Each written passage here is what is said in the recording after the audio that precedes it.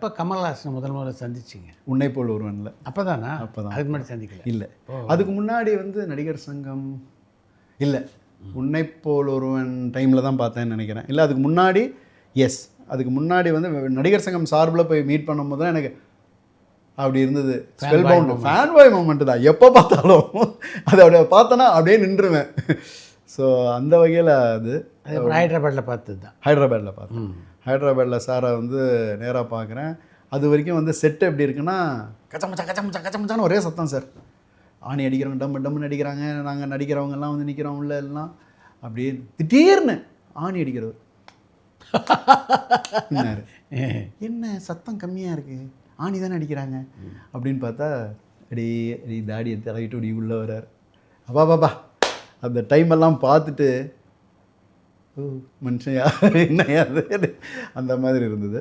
So அவர் கூட சேர்ந்து அப்போ நடிச்சிட்டு இருக்கும் போது அவர் கேட்டார், தெலுங்கு நீங்களே நடிச்சிட்றீங்களா என்னார். சத்தியமாக எனக்கு தெலுங்கு தெரியாது. சமாளிச்சேன்னா மேக்ஸிமம் கொஞ்சம் இங்கிலீஷ் டயலாக்ஸ் இருந்தது. பொழைச்சிக்கிற அளவுக்கு தெரியும் தெலுங்கு, பட் நாட் இன் டயலாக்ஸ்லாம் இல்லை. அப்புறம் பார்த்து தெலுங்கு படமும் எனக்கு வாய்ப்பு கிடச்சிச்சு. ஒரே ஃப்ரேமில் எனக்கு 3 பேர் ரொம்ப ரொம்ப பிடிக்கும் சார். எனக்கு Kamal sir, Mohanlal sir, Venkatesh sir, 3 பேரு கூடயும் ஒரே படத்தில் நடிச்சதுன்றது என்னுடைய ஒரு பெரிய ஒரு ஆசை. பர்சனலாக பிரேம் என்ன பிரேம்லாம் பேசும்போதெல்லாம் ஒரு வாட்டியும் பயங்கரமாக இருக்கும். ஸோ அந்த மாதிரி அது அவங்களோட பேசக்கூடிய வாய்ப்பு அமைஞ்சதா? லால் சார்லாம் செம்ம அரட்டை, வெங்கடேஷ் சார் செம்ம அரட்டை அடிப்பாங்க. கமல் சார் மாத்திரம் அது எப்போவுமே வந்து ஒரு சூரியன் இருக்குன்னா சூரியனோட வெளிச்சத்தை வாங்கிட்டு இப்படி நின்றுவோம்ல, அதுதான் என்னோட இது இன்றைக்கி வரைக்கும். அதுதான். இப்போ கூட ரீசெண்டாக போன ஒரு 4-5 months முன்னாடி சாரை போய் பார்த்தேன்.